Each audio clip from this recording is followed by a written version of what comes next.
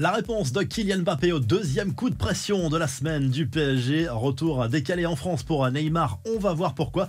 Et au Barça, le coup de pression de Xavi à sa direction, c'est le programme du journal du foot numéro 1338. Kylian Mbappé va-t-il quitter le PSG cet été? A priori, le joueur campe sur ses positions. L'attaquant du Paris Saint-Germain compte bel et bien honorer sa dernière année de contrat dans la capitale française. Pas question en tout cas d'aller au clash avec sa direction. Il sera bel et bien à la reprise de l'entraînement sans faire de vagues. Vous vous souvenez forcément de cette lettre envoyée il y a quelques jours à sa direction pour indiquer qu'il ne prolongerait pas son contrat jusqu'en 2025. Eh bien, selon l'équipe, le PSG lui a répondu, une lettre de 3 pages dans laquelle le PSG regrette l'énorme préjudice subi par l'envoi de cette lettre et sa révélation publique. En tout cas, c'est le deuxième coup de pression de la semaine du PSG après l'ultimatum lancé cette semaine par Nasser El Khelaifi. En attendant, tout cela aura peut-être des conséquences sur la suite du mercato du PSG. Forcément, les cibles parisiennes peuvent se poser des questions avec ou sans Kylian Mbappé. Forcément, ce n'est plus tout à fait la même chose. Le joueur, lui, a reçu un accueil triomphal dans le pays d'origine de son père, le Cameroun. Une visite éclair pour des œuvres de charité essentiellement. Retour en France, décalé pour Neymar, le Brésilien opéré de la cheville en mars, était attendu à Paris pour entamer sa remise à niveau athlétique. Sa direction lui a accordé quelques jours supplémentaires pour régler ses affaires extrasportives, ses soucis avec la justice brésilienne, notamment à cause de travaux dans sa villa de luxe près de Rio. La reprise de l'entraînement aura lieu lundi, mais les internationaux qui ont joué en juin bénéficient de jours supplémentaires. Leur retour est programmé entre le 17 et le 22 juillet. Des nouvelles de Christophe Galtier. Dans un communiqué, le technicien français remercie le club parisien pour cette année de collaboration, avec une mention spéciale pour Nasser El Khelaifi pour son soutien indéfectible et permanent. Beau joueur, Galtier souhaite également bonne chance à son successeur Luis Enrique.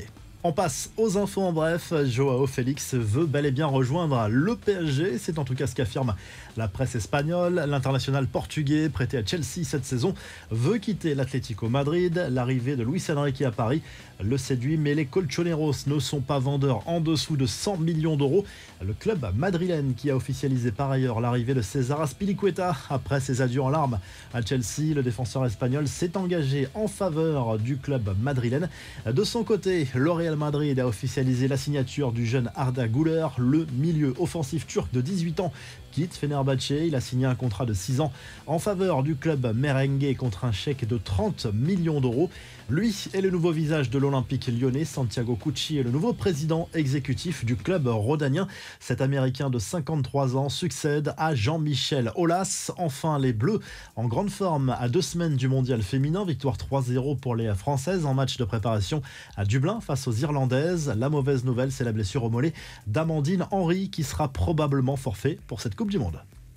La revue de presse au Portugal, le journal Record salue l'accueil triomphal reçu par Ángel Di Maria de la part des supporters du Benfica Lisbonne. L'international argentin s'est engagé en faveur du club lisboète 13 ans après son départ. À l'époque, c'était pour rejoindre le Real Madrid. Le Mundo Deportivo consacre sa une à Xavi. L'entraîneur du Barça ne cache pas son envie d'aller chercher la Ligue des Champions après avoir remporté la Liga cette saison, mais il veut clairement des renfort, un moyen de mettre un peu la pression sur sa direction. Le quotidien catalan qui évoque également la prolongation à venir d'Ousmane Dembélé jusqu'en 2027 au FC Barcelone. Et en Italie, le Corriere dello Sport se penche notamment sur le mercato des clubs italiens. Victor Osimhen qui rend furieux le Bayern Munich en raison de l'envolée de son prix. Le club bavarois qui se concentre désormais sur Harry Kane. Le PSG de son côté pour Osimhen ne passera à l'action qu'en cas de départ